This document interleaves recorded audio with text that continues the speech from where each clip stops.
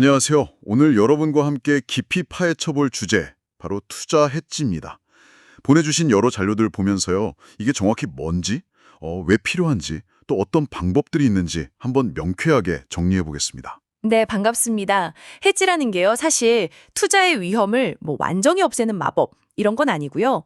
위험을 관리하는 전략, 이렇게 보시는 게 더 맞아요. 아, 관리하는 전략이요? 네, 그러니까 예상 못한 손실에서 자산을 지키는 일종의 울타리, 아니면 금융보험, 이렇게 생각하시면 좀 쉬울 것 같습니다.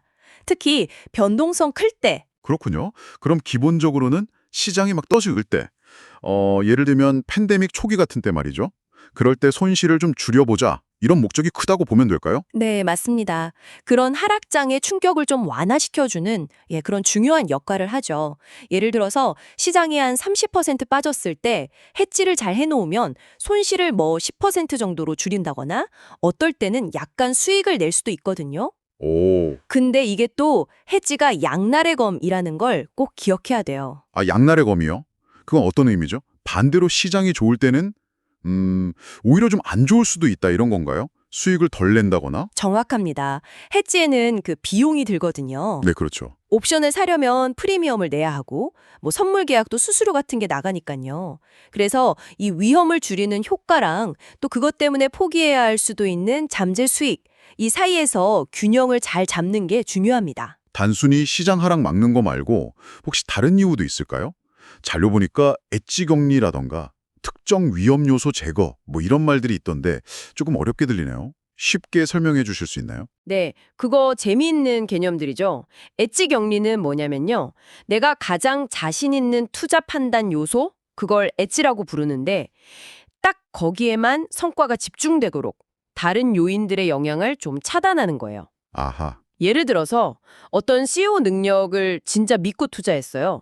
그러면 그 회사 주식은 사고 동시에 같은 산업 ETF 있잖아요. 그걸 공매도 하는 거죠. 아, ETF를 공매도요. 네. 그러면 산업 전체가 어떻게 움직이는지 보다는 그 CEO 영향이라는 엣지가 성과에 더 큰 영향을 미치게 되는 거죠. 특정 위험 재고도 비슷해요. 기술주 거품이 좀 걱정된다. 그러면 S&P 500 ETF는 사면서 나스닥 ETF를 공매도해서 기술주 비중 노출을 줄이는 식으로요. 인플레이션 위험은 또 그에 취약한 자산, 장기 채권 같은 걸 공매도해서 관리할 수 있고요. 와, 엣지 격리는 진짜 생각 못했네요.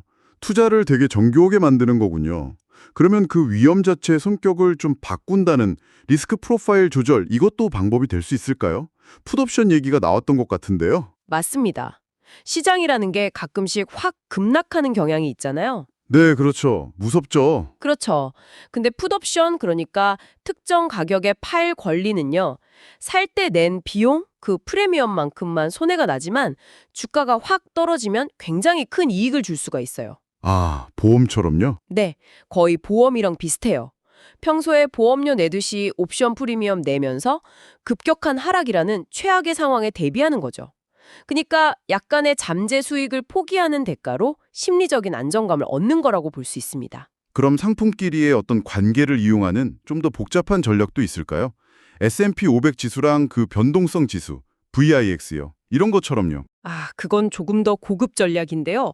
VIX는 보통 S&P 500이랑 반대로 움직이거든요.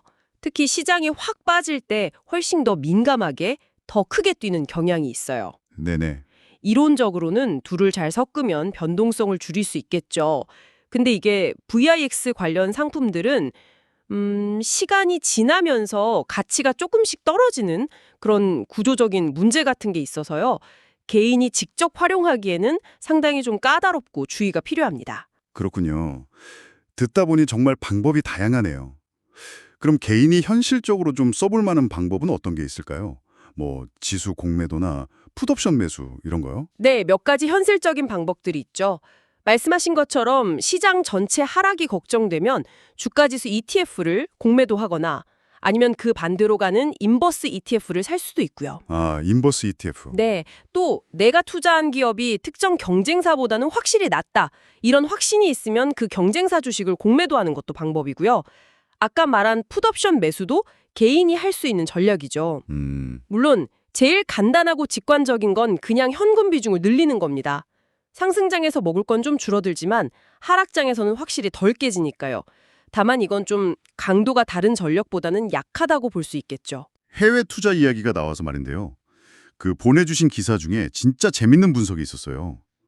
보통 우리가 환율 변동 위험 줄이려고 환해지 하잖아요. 네, 그렇죠. 보통 그렇게들 하죠. 근데 한국 투자자가 미국 주식 같은 데 투자할 때는 오히려 그걸 안 하는 거. 그러니까 환율 변동에 그냥 노출시키는 환 노출 상태가 장기적으로 보면 더 유리할 수도 있다 이런 분석이 있더라고요.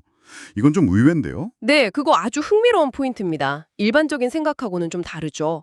네, 그 사업기가 놀려면 우리 한국 경제가 아무래도 수출 의존도가 높잖아요. 그래서 글로벌 증시가 좀 안 좋을 때 원화 가치도 같이 떨어지는 경향이 있다는 거예요. 달러 대비해서요. 아, 원화 약세요? 네, 그렇죠. 이 원화 약세가 해외 자산의 원화 환산 가치가 떨어지는 걸 어느 정도 막아준다는 거죠. 그래서 장기적으로 보면 환 노출이 오히려 위험을 좀 낮춰주는 효과가 있을 수 있다 이런 분석입니다. 그렇군요. 물론 이건 과거 데이터 기반 분석이고 현재 환율 수준이나 앞으로 전망, 또 개인의 어떤 위험 선호도에 따라서 판단은 당연히 달라질 수 있습니다.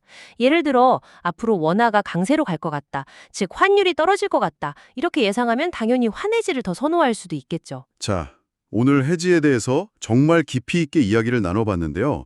핵심은 해지가 무슨 위험을 완전히 없애는 마법 지팡이 이런 게 아니라 위험을 관리하는 여러 도구 중 하나라는 점, 그리고 여기에는 비용이나 기회 손실 같은 대가가 따른다는 점, 이걸 꼭 기억해야겠네요. 바로 그겁니다.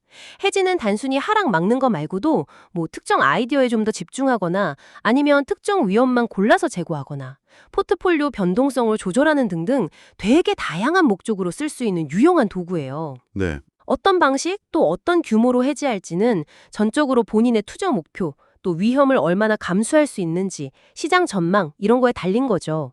현금 보유가 제일 단순한 시작이고요. 옵션이나 공매도는 더 직접적이지만 좀 더 복잡하고요. 심지어 아까 얘기한 것처럼 해외 투자할 때 환율 위험을 일부러 해지 안 하기로 결정하는 것조차도 전략적인 위험 관리 선택이 될 수 있다는 겁니다. 마지막으로요. 오늘 내용을 바탕으로 청취자분들이 스스로에게 한번 던져볼 만한 질문 하나 부탁드립니다. 이걸 한번 생각해 보시면 좋겠습니다.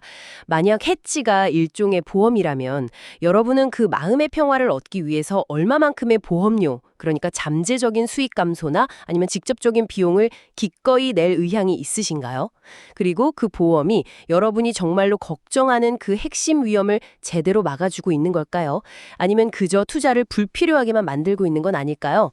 이 질문에 대한 답을 찾아가는 과정이 아마 여러분께 맞는 위험 관리 전략을 세우는데 큰 도움이 될 거라고 생각합니다.